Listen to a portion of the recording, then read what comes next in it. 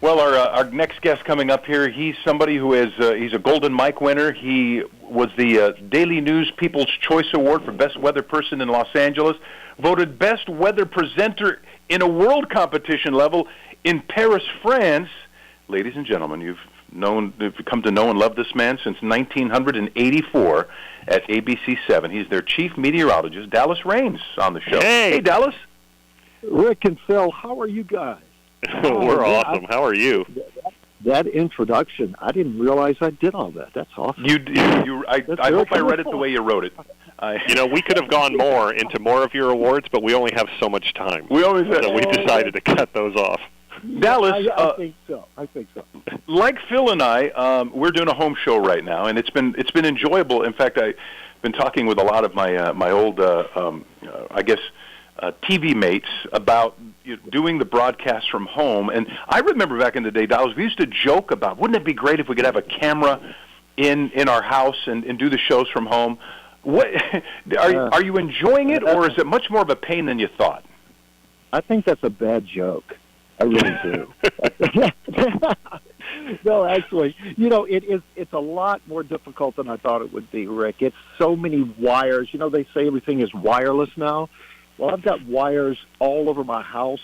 We have batteries that we have to replace every 15 minutes. It's not easy to do, but it is fun. It's a challenge. We're kind of all in it together, right? And so I just do it. And I have a weather observatory here, Phil. Because you have the castle with the moat, right? Exactly. All of that. So I have a weather observatory, and I can see out over all of Los Angeles. It is so beautiful today, nice and cloudy. And the forecast was right. That's always good. You know what?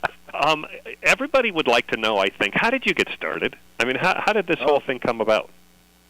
Well, I'm kind of a crazy weather geek. I grew up in South Georgia, and one day they had a tornado warning for my little school. I was only in like the 6th grade, and I thought, wow, that's kind of cool. And so the teacher got everybody down in the basement, and I decided to hide in a closet. And so I hid in this closet. Isn't that a great idea? In the 6th grade? And so I went to this window, which was looking out to the west, and I could see this huge supercell thunderstorm producing a tornado, and it was coming right at me. And the trees were bending over, and all of a sudden, I was just lifted off the ground. But it was Coach McElby who came running up from the basement to get me and said, "You are a crazy little guy. You got to get down here." So, the tornado came right over our school, did not touch down, and touched down in a big pecan orchard out east of town. And, of course, I couldn't drive, so I had my mom and my dad drive me out to the pecan orchard. And I stood there, and I looked at all these big, beautiful pecan trees just ripped out of the ground, and I thought, gosh, if Mother Nature can do that, I've got to learn why that happens and how it comes about. And so I just started studying everything I could. I read every book and eventually went to Florida State University and studied earth science and meteorology. So that's how it all started. And I've been a geek ever since, Phil. Rick. ABC7 Eyewitness News Chief Meteorologist Dallas Raines on the show with Rick and Phil. Dallas, I remember back in the day when I first got to Los Angeles, and I think it was in '87. Weather accuracy, it was a much more difficult animal. And I remember I was traveling with the Dodgers one season, and we'd go to Pittsburgh, and it was always raining in Pittsburgh. And then we'd get an announcement that, okay, the rain will stop at 7:57 tonight, and that's when we'll start the game. And lo and behold, every time I was in Pittsburgh, they could tell you when it would start raining and when it would end. And it was explained to me from some of my some good buddies who were in meteorology, of course, at my stations, that the equipment was so much different than it is now. Can you tell us why you guys are right on the money, and how does that happen? Well, we're not on the money every time, Rick, but we do very well on about a 24 to 36-hour forecast. And now, when we use radar, Doppler radar, we can look at weather systems coming in from the west or the southwest, and we can actually time it pretty well. So you're right. And in Pittsburgh, it's a lot easier, to be honest with you, to forecast the weather than it is in Los Angeles, because you have the continental United States to look at weather coming your direction. before because everything moves west or east.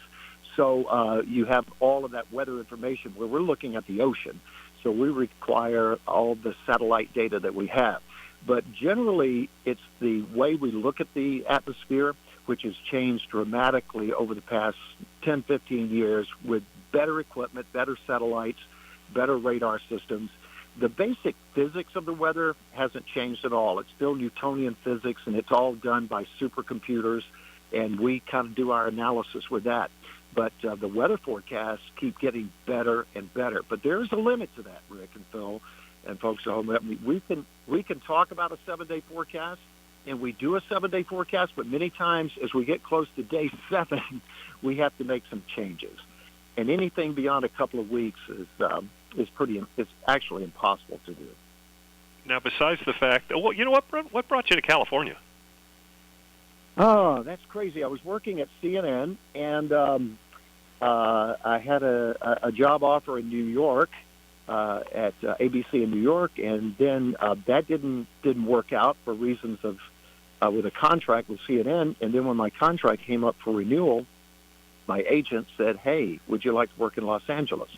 And I thought, wow, what a beautiful place, because that's a Mediterranean climate, which there's only this little tiny bit in all of the U.S., and I'd seen it in my weather books and climate books, and I thought, it'd be kind of nice to go into Los Angeles for a couple of years. And so I took the job thinking I'd stay for maybe a couple of years and then go back to the East Coast where I have a lot of severe weather to forecast, being a meteorologist. And then it just was so great. Things got better and better, and I ended up staying, and this is 35 years. Dallas, you've been in a few newsroom meetings, as have I, and I remember constantly being hit over the head and reminded about this prospect when the weather guys needed more time for weather, and then the sports guys would say, "Hey, wait a minute, it's sunny and warm every single day," but our bosses would remind us, that the research tells us that people want to know what's going on with their weather. Why has it always been such a popular part of the newscast?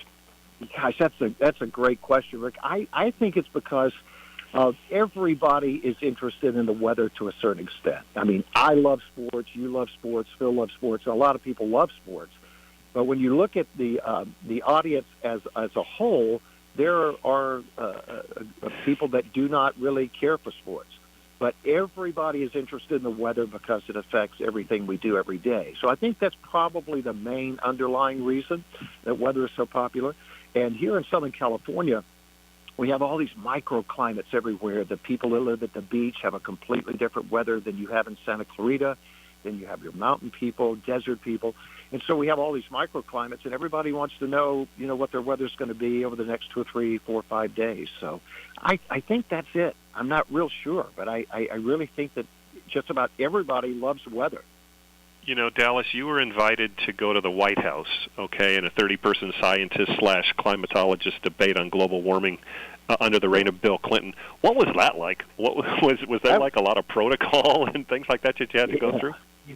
It was, and you know what? It was a fantastic trip. I couldn't believe I'd never been there before, and get to go into the White House was unbelievable. It was an amazing experience for me, and I'll never forget it. It was a great deal. I loved it. Bill Clinton was really cool. He was really neat. I was really a little bit surprised because, he's a Southerner and I'm a Southerner. And I thought, but when you meet him, I thought, wow, this guy's really a cool guy, very bright. Yeah, you got to be charming to get to be president sometimes. Yeah, you can tell he had a lot of charm. Yeah. ABC 7 Eyewitness News Chief Meteorologist Dallas Raines on the show with Rick and Phil.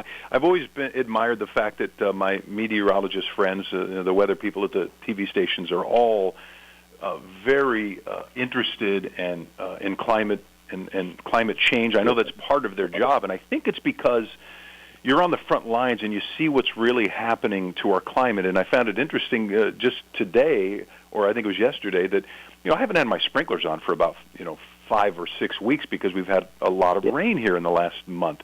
But then I read that we may be in one of the worst droughts that we've been in for decades, many decades. Tell us about your thoughts on climate change. Well, when you look at that, definitely the climate is changing. We know that for sure. That's the climate has always changed. I mean, head down to the La Brea tar pits, and you'll see during the Pleistocene glaciation 20,000 years ago, we had woolly mammoths and dire wolves and things living in this area. So the climate is always changing. What we're talking about now is the warming of the climate that can be induced by humans burning fossil fuels. So basically, that's the discussion. And I believe that we are actually changing the climate. To what extent, I don't think anybody really knows right now. Scientists, we're still looking at it, studying it. And climate, if you think about it, is a long period deal. We're talking about decades and thousands of years when you look at climate. So climate's a little different than forecasting the weather for Monday, Tuesday, and Wednesday. But definitely, I think we are influencing the climate by the CO2 emissions. So it's a really complicated subject, and that's one thing that is difficult sometimes on television, Rick and Phil, is when you talk about studies that are being done throughout by universities around the country.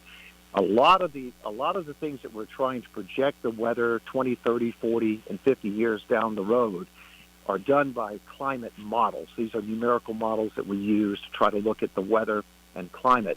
And sometimes those are not reliable. But the fact that the climate is warming is a fact. There's no doubt about that. Well, and if you can, and I know it's tough because we're talking science now. If you can, is right. in an easy, in the Reader Digest version, maybe give us an idea that people very often misquote, for lack of a better way to put it, right. the difference between climate and weather. They say, "Oh, there's a freeze right. going on in the south or in the northeast." Yeah. Well, there's no such thing as global warming, and you have to remind people there's a difference between climate and weather. Absolutely. And, what we experience on a day-to-day basis, we kind of look at it compared to what the average is, say, for the past 100 years. And that can be really highly flexible. You get one day, it could be a record high, a week later, record low. Just like you were saying, Rick, with all the rain we've had the past month, it happens. The miracle marches do occur. It's been in Southern California and California in general. We've been watching it for hundreds of years, and it happens. But the climate is what the Earth will experience on a global scale the next 20, 30, 40, 50 years and beyond. So climate is weather over long periods of time, whereas when we do the weather on television every night, we're just trying to give you the next 24, 36, or 48 hours. Does that make sense? Yeah. Absolutely. There's a saying that you completely wrecked, okay, and it's called those who can do, those who can't teach. Well, you know what? Obviously, you can do what you do because you're probably the best at what you do, but you also teach, and I didn't even know this before. You're an actual professor teaching meteorology at Cal State Northridge. I don't know, are you still doing that? My alma mater. No, I'm not. It was a lot of fun. I had a great time doing it. I taught a beginning meteorology class. It was like introduction to the atmosphere. We had a great time, Phil. It was funny though because I had about 47 students, and they normally would have about 10 or 15 students in that class. And so I decided that, this will be a lot of fun. I'll do a midterm exam. And so I did a midterm exam, and I forgot that I had to take them home and grade them. Oh. Like 47 tests to grade. I'm going, oh my gosh, what have I got myself into? But it was really, really fun. I had a great time, and that's a wonderful university too, out there at Northridge. Great school. But I'm not doing it anymore. I just ran out of time. Well, you're giving us a lecture right now, which has been terrific. We're learning a lot. Dallas Raines, Chief Meteorologist for ABC7. Dallas, the fact that there are fewer planes in the air, is that having any effect on your and how you predict the models? Well, they do, because after 9/11, there was a study done which was looking at the reduction of contrails in the atmosphere from air traffic, and actually the contrails can act a lot like cirrus clouds up at about 30, 40,000 feet, so they can change the amount of solar radiation coming into the Earth. And yes, when you have less of the aircraft in the higher altitudes, like 30 to 40,000 feet, it does affect the reflectivity of what we call the albedo of the Earth. And it's a short-term deal, but it is fascinating. I really enjoyed that study. It was interesting to see how it changed. There was more solar radiation reaching the continental U.S. Because there were lack of contrails in the atmosphere. Very cool. That's a great question. Now, I have a small story, and I promise you there's a question at the end of it, but I want to just tell everybody the type of guy Dallas is, okay? So I invited Dallas and his lovely wife, Danny, out to see a little play that I was doing out here in Santa Clarita at the Canyon Theater Guild, which is right down the street from us. And they were nice enough to say absolutely. And then Dallas found out that day or the day before that he had prostate cancer, okay? Now, your average person would roll up in a ball and probably feel sorry for themselves and say, honey, I'm not going. I don't need to go out and see It's a Wonderful Life because I don't really think today is It's a Wonderful Life, blah, blah, blah. And yet, what does he do?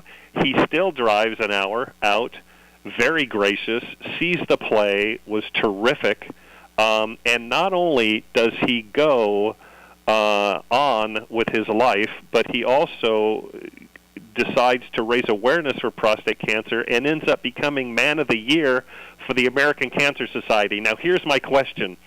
Don't you think you set the bar kind of high for us mortal men? I mean, come on. Oh, thank you, man. That's really nice. It was one of those things where, and a lot of guys probably have been through that. It's a cancer that you really have no idea it's there. And when I was diagnosed, I was absolutely shocked. I couldn't believe it. I, try to exercise, I eat well, and try to keep a clean lifestyle. And when I was diagnosed, I was like, wow, is that really true? And so, and then when I had a chance to come out and see you in the play, I thought, well, this is going to make me feel a lot better. Oh, that's nice. Because Danny says Phil is really a good actor. And you're going to love it. Rick, be nice. He's got great comedic chops when it's not called for, doesn't he? How's your back, by the way? How's your back doing? Back is getting better. I just talked with my doc today. We had a second surgery, and I'm actually a half-inch taller, which Danny thought was pretty cool. Wow. I said, well, if I'm going to go through all the surgery, I'm not as tall as you are. Oh. I mean, Phil's like, what are you, 6'9"? I can't remember. Yeah, I was until I became this old, and now I'm 6'4". He's a freak. He's a freak. Listen, I've known my share of meteorologists. Some of them I liked, and I kid. But I tell you what, few are as nice as this gentleman we have on the air right now, Dallas Raines, Eyewitness News, ABC 7's chief meteorologist. Dallas, we really appreciate you spending some time with us. We know you've got to work on the forecast. In fact, I assume you're working today. I'm working today from home. Can you give us a quick forecast for the show? Well, do you notice that I got the forecast right today? It is cloudy. It is cloudy in Santa Clarita, isn't it? Oh, yes, it is. Oh, yep. Oh, yeah, okay, and it's kind of cold. And yesterday was what? Sunny. Mm-hmm. Yes. I got that part. Gorgeous. I got that part right. So the forecast is clouds today. I always have to check to make sure I get it right. Clouds today with a few scattered light showers. Wow. Absolutely accurate, and I say that because in the old days, again, the weather guy would give the forecast, and a lot of them weren't meteorologists at that time, but they'd give the forecast, and then as soon as we went to break, you'd see them get on their hands and knees and start praying. Well, that's what I do, too. I still do that. Oh, well, it's so good to see you or talk to you. And thank you. I was going to Thank you, Dallas. Give our love to Danny, please. Oh, it was great. Thank you, buddy. I enjoyed it. Thanks again. All right, okay. Dallas Raines on the big show with Rick and Phil, and we'll have more when we come back.